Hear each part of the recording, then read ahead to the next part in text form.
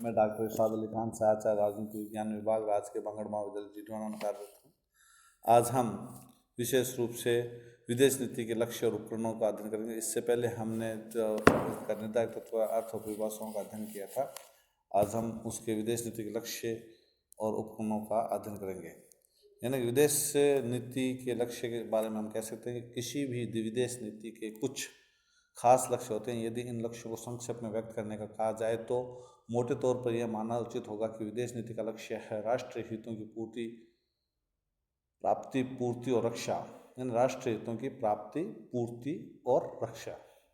लेकिन राष्ट्रीय शब्द अब तक सुस्पष्ट ढंग से परिभाषित नहीं हो पाया। इसकी अस्पष्टता पर टिप्पणी करते हुए श्री के जे हॉल्सती ने लक्ष्य शब्द को प्रयोग किया। उन्होंने लक्ष्य की परिभाषा करते हुए कहा कि भविष्य की वह वांछित स्थिति जिसे राज्य सरकारें अपने नीति निर्माताओं द्वारा निर्धारित नीतियों के आधार पर अंतर्राष्ट्रीय क्षेत्र में अपने प्रभाव के प्रयोग द्वारा दूसरे राज्य के व्यवहार को बदलकर अथवा उसे पूर्ववत बनाए रखकर प्राप्त करना चाहती है।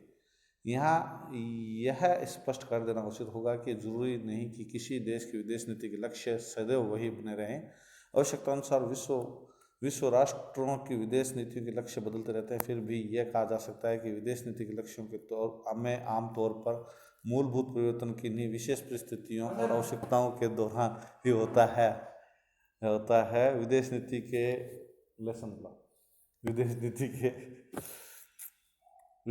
के विभिन्न लक्ष्यों को अनेक विद्वानों ने अल्पकालीन, मध्यवर्ती, दीर्घकालीन की श्रेणियों में विभाजित कर विश्लेषित किया है, किंतु उनको इस प्रकार विभाजित नहीं किया जा सकता क्योंकि विदेश नीति के लक्ष्यों का दायरा इतना लंबा चौड़ा है कि इस प्रकार की श्रेणियों में उनको रखने पर जड़ता की ही बू आती है। विदेश नीति गतिशील है और उसके लक्ष्य भी। अंतर्राष्ट्रीय राजनीतिक बदलते परिप्रेक्ष्य में विदेश नीति के लक्ष्य भी उस मौजूदा वातावरण में अपने को ढालने का प्रयास करते हैं।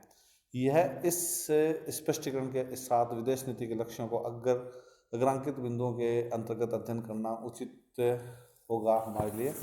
जैसे पहला बिंदु हमारा है कि राष्ट्रीय सीमाओं की सुरक्षा, यानी कि स्टेनले हाफमैन की मान्यता है कि आज के ज़माने में राष्ट्र के अस्तित्व की रक्षा सदैव दांव पर लगी रहती है। इस कारण विश्व के सभी राष्ट्रों की विदेश नीति का सर्वप्रथम उद्देश्य उनकी राष्ट्रीय सीमाओं की सुरक्षा करना होता है ताकि उनकी अखंडता बनी रहे। कोई भी राष्ट्र नहीं चाहता कि दूसरा राष्ट्र उस पर हमला कर दे। राष्ट्रीय सीमाओं की सुरक्षा के बाद ही राष्ट्र अपने आंतरिक विकास का लक्ष्य पूरा कर पाते हैं। राष्ट्रीय सीमाओं की सुरक्षा के उद्देश्यों की प्राप्ति के लिए विश्व के सभी राष्ट्र सेना का गठन करते हैं और बाह्य आक्रमण के संकट के दौरान सेना अपनी राष्ट्रीय सीमाओं की सुरक्षा के लिए जी जान लगा देती है। इस प्रकार प्रत्येक राष्ट्र की विदेश नीति का सबसे महत्वपूर्ण लक्ष्य राष्ट्रीय सीमाओं की सुरक्षा करना है। विश्व शांति और सुरक्षा की स्थापना, यानी कि विश्व के अनेक राष्ट्र शांति प्रिय, इस कारण उनकी विदेश नीति का एक प्रमुख लक्ष्य विश्व शांति और सुरक्षा स्थापित करना होता है। विश्व शांति और सुरक्षा के लक्ष्य की प्राप्ति के लिए जहां वे स्वयं युद्ध को सहारा नहीं लेते, वहीं दुनिया के किसी भी भाग में युद्ध भड़कने पर उसकी आग को जल्दी शांत करने के लिए अपना सहयोग देने के लिए तत्पर रहते हैं।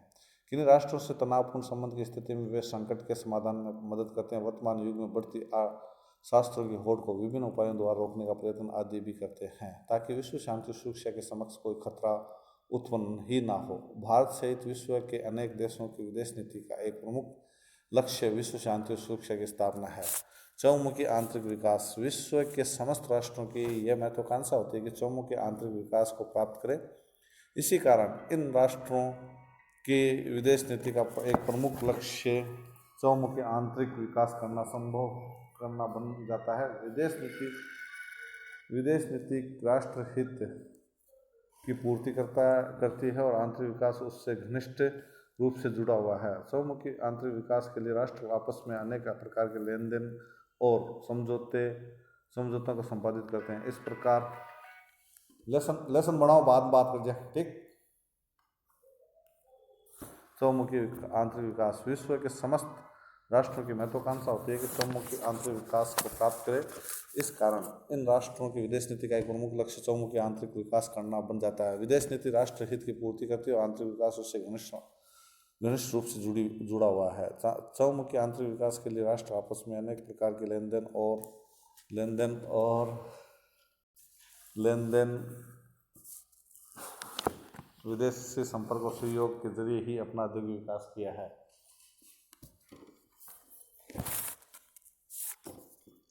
आर्थिक विकास, आर्थिक उद्देश्य।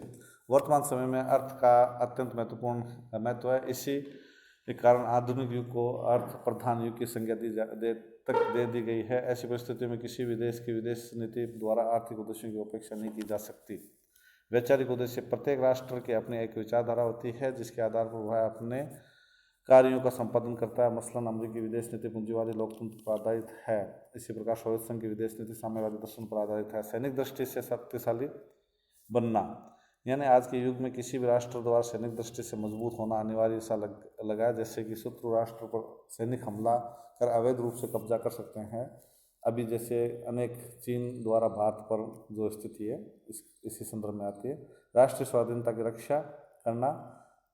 प्रत्येक स्वतंत्र राष्ट्र चाहता है कि वह अपनी राष्ट्रीय स्वाधीनता को बनाए रखे। द्वितीय विश्व युद्ध के बाद एशिया, अफ्रीका, लैटिन अमेरिका के अनेक देशों ने राष्ट्रीय स्वाधीनता पाने के लिए औपचारिक रास्ता के खिलाफ संघर्ष किया।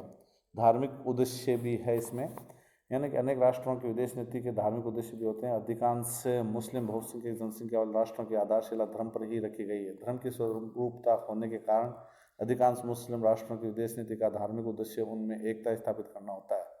संकट के समय वे एक दूसरे की मदद करते हैं। एक मंच बनाकर वे धार्मिक उद्देश्य प्राप्त करने का प्रयास करते हैं। भारत में हिंदू मुस्लिम दंगे होने पर पाकिस्तान द्वारा भारत में मुस्लिम समुदाय के पक्ष में आवाज़ उठाना धार्मिक उद्देश्य बन गया है। सांस्कृतिक उद्देश्य भी है, जिसमें प्रत्येक राष्ट्र की अपनी सभ्यता और संस्कृति होती है। वह विदेश में अपनी संस्कृति के प्रसार के लिए कार्य करता है। इस सांस्कृतिक उद्देश्य की प्राप्ति के लिए वह विदेशों में सांस्कृतिक प्रतिनिधिमंडल भेजता है और साहित्य बांटता है। सांस्कृतिक प्रभाव के जरिए अपने राष्ट्रीय हितों की पूर्ति करता है। जैसे कि डॉक्टर वेद प्रताप वैदिक ने अपनी पुस्तक भारत की विदेश नीति नए दिशा संकेत में भारत के लिए सांस्कृतिक विदेश नीति का एक वैकल्पिक ढांचा प्रस्तुत किया है। उनके अनुसार इस समय आग्नेय एशिया, पश्चिम एशिया, लातिन अमेरिका में ऐसे लगभग 25 देश हैं जहां भारतीय सांस्कृतिक दूतावासों की स्थापना अविलंब की जाने। इन दूतावासों का काम उन देशों में भारतीय भाषा, वेशभूषा, भोजन, भजन, भेषज की कूटनीति चलाना होना चाहिए। भारतीय भाषाओं के प्रशिक्षण केंद्र विदेशियों को तो है, बाहर से जोड़ेंगे ही प्रवासी भारतीयों के मन में भारत के प्रति अनुराग को भी तरोताज़ा रखेंगे। उपकरण के रूप में हम देखें तो संधि वार्ता जो है, जब दो या दो से अधिक राष्ट्रों के बीच विवाद हो तो उसका समाधान खोजने के लिए संबंधित पक्ष संधि वार्ता आयोजित करता है। उसी प्रकार से संधि है। संधि वार्ता के दौरान यदि विवाद के बारे में किसी निश्चित निर्णय पर सहमति हो जाती है तो संबंधित पक्ष संधि पर हस्ताक्षर कर लेते हैं। संधि एक ऐसा दस्तावेज है जिससे समझौते की शर्तों का स्पष्ट उल्लेख किया जाता है। अच्छी संधि का सर्वोत्तम गुण उसकी स्पष्टता होती है। हस्ताक्षरकर्ता देश में उसके विश्लेषण के बारे में मतभेदों की गुंजाइश न रहे। प्राचीन काल से विभिन्न राष्ट्र संधि करते आए हैं। प्रथम विश्व युद्ध के बाद की गई वार्षाई संधि विदेश नीति के एक उपकरण के रूप में एक अच्छी उदाहरण है। क्षेत्रीय सुरक्षा संधि। क्षेत्रीय सुरक्षा संधि के बारे में अनेक बार विश्व के किसी कोने के देश क्षेत्रीय सुरक्षा के दृष्टिकोण से संधि करते हैं। यह संधि उनकी विदेश नीतियों के उपकरण का कार्य करती है। इस क्षेत्रीय सुरक्षा संधि के जरिए क्षेत्र विशेष के देश जहां एक और आपस में सहयोग करते हैं, वहीं दूसरे और भारी खतरे के समय एकजुट होकर उनका सामना करते हैं। द्वितीय विश्व युद्ध के बाद अमेरिका ने पश्चिमी यूरोप के देशों को अपने गठजोड़ के अंतर्गत लेकर साम्यवादी खतरे का मुकाबला करने के लिए क्षेत्रीय सुरक्षा संधि करके नाटो नामक सैनिक संगठन की स्थापना की थी। आर्थिक सहयोग संगठनों की स्थापना करना। जैसे कि आर्थिक सहयोग संगठन का आप भी प्रयोग करते हैं। किन्हीं विशेष समान हितों से प्रेरित होकर कुछ देश ऐसा आर्थिक संगठन बना लेते हैं। जैसे ऐसे संगठन के माध्यम से सदस्य देश अपने विदेश नीतियों के लक्ष्यों की पूर्ति के लिए आपसी आर्थिक सहयोग करते हैं। युद्ध जैसे कि हमारे भारत में 1947-48 का था, जैसे 1965-1971 का पाकिस्तान के साथ, और 1962 का भारत चीन का जो युद्ध था, उसमें सैनिक जो युद्ध है वो युद्ध से संबंधित जो भी है उसका उपकरण का रूप में प्रयोग करते हैं। द्वैतीय कूटनीतिक संबंधों की स्थापना करते हैं। द्वैतीय कूटनीतिक संबंधों का अर्थ है कि दो राष्ट्रों के बीच कूटनीतिक संबंधों की स्थापना। इसके अंतर्गत राष्ट्र एक दूसरे की राजधानियों में अपने राजदूतावास खोलते हैं। इन दूतावासों में राजदूत और अनेक अन्य कूटनीतिक अधिकारी रहते हैं।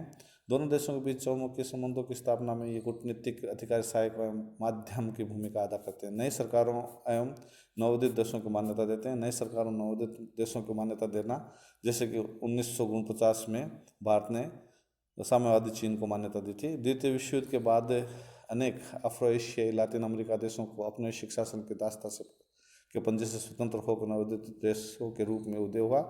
तत्कालीन स्वतंत्र देशों ने उन नवोदित देशों की नई सरकार को मान्यता दी, जैसे कि अभी मैंने उदाहरण दिया। इसी प्रकार से सोवियत संघ ने सौदाबाजी का खेल खेला। कूटनीतिक संबंधों को भंग करना भी एक उपकरण है। कूटनीतिक संबंधों को भंग या विच्छिन्न करना भी विदेश नीति का एक प्रमुख उपकरण है। कूटनीतिक संबंधों को भंग करने का कदम अत्यंत नाजुक और सीमित परिस्थितियों में उठाया जाता है। इस कदम को उठाने के वाला देश इसके द्वारा दूसरे देश के प्रति अपनी नाराजगी और विरोध प्रकट करता है। कूटनीतिक संबंधों को भंग करने के अंतर्गत दोनों देश एक दूसरे की राजधानियों से अपने राजदूतों को राजदूतावास में से बुला लेता है और राजदूतावास हटा भी लेता है। विरोध पत्र और चेतावनी देना, एक देश द्वारा दूसरे देश को विरोध पत्र लिखना या चेतावनी देना भी विदेश नीति का महत्वपूर्ण उपकरण है।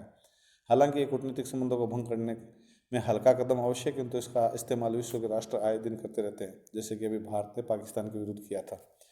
अगस्त 1980 में भी भारत के अनेक शहरों में हिंदू मुस्लिम दंगे हुए थे, तो पाकिस्तान के शासन वर्ग ने भारत सरकार पर इन दंगों का दोष मढ़ दिया था। अन्य देशों से आर्थिक संबंध स्थापित करना, आर्थिक संबंध कायम करना, जैसे पूंजी नष्ट करना, उसके बॉन्ड खरीदना, प्रत्यक्ष आर्थिक सहायता प्रदान करना, औद्योगिकरण, पुनर्निर्माण के लिए सहयोग देना महत्वपूर्ण रूप से उल्लेखनीय है। अन्य देशों के साथ सांस्कृतिक, वैज्ञानिक, शैक्षणिक आदि संबंधों को भी स्थापित किया जाता है। इसके द्वारा जो है, जैसे हम एक बहुत अच्छा उदाहरण देखते हैं, पिंग पोंग कूटनीति, जो दिलचस्प है। चीन ने पिंग पोंग खेल को प्रतियोगिता में भाग लेने के लिए अमेरिकी खिलाड़ियों को आमंत्रित कर अमेरिकी चीन संबंध सुधारने का एक नया युग प्रारंभ किया था। विश्व संगठन का उपयोग करना, जैसे कि विश्व समुदाय आमतौर पर शांति और सुरक्षा के वातावरण में रहना चाहता है। इसके लिए जब भी किसी विश्व संगठन के निर्माण का प्रस्ताव आता है तो एक बहुत बड़ी संख्या में राष्ट्र उसके साथ बनना चाहते हैं। गुप्तचर विभाग भी है इसमें, और खुफिया जो है, जैसे कि अमेरिका की CIA और सोवियत संघ की KGB विश्व के प्रमुख गुप्तचर संगठनों में काम करते थे। इसी प्रकार प्रत्येक देश की गुप्तचर व्यवस्था है जो नीति निर्धारण के लिए आंख और कान जैसा कार्य करता है। निष्कर्ष रूप में हम कह सकते हैं कि विदेश नीति निर्माताओं को दूरदर्शी होना चाहिए। प्रत्येक विदेश मंत्रालय में एक नियोजन विभाग अवश्य होना चाहिए, जिसका मुख्य कार्य आगामी घटनाक्रम का आभास देता है। दूरदर्शिता के आधार पर घटनाओं का पूर्वानुमान लगा लेना भी ही विदेश नीति का प्रमुख लक्ष्य होता है। आज हम इतना अध्ययन करेंगे, इसके बाद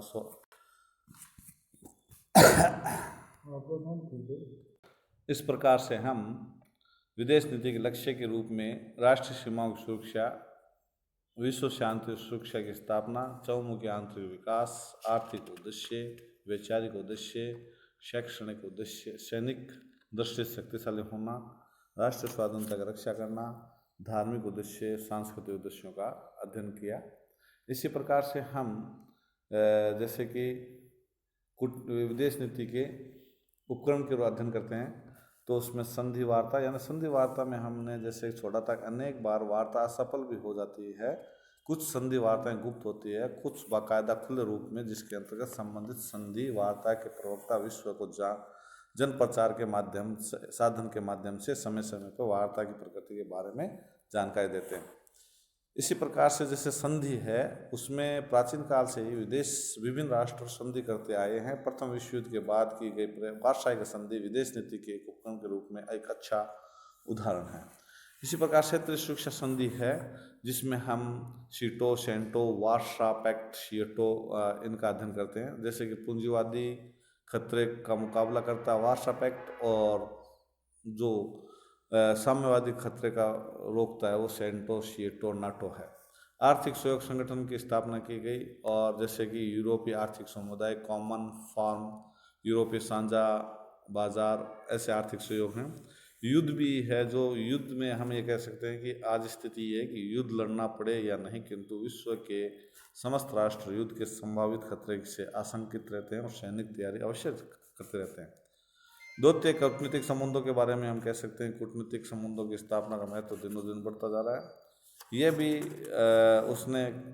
यानी अमेरिका ने पीकिंग स्थित साम्यवादी सरकार को चीन की असली सरकार के रूप में मान्यता दे दी। यह भी उसने तब किया जब अमेरिका को लगा कि चीन की साम्यवादी सरकार को मान्यता देने से उसकी सोवियत संघ के साथ सौदेबाजी की स्थिति मजबूत हो जाएगी। इस प्रकार मान्यता को विदेश नीति के रूप में इस्तेमाल किया गया।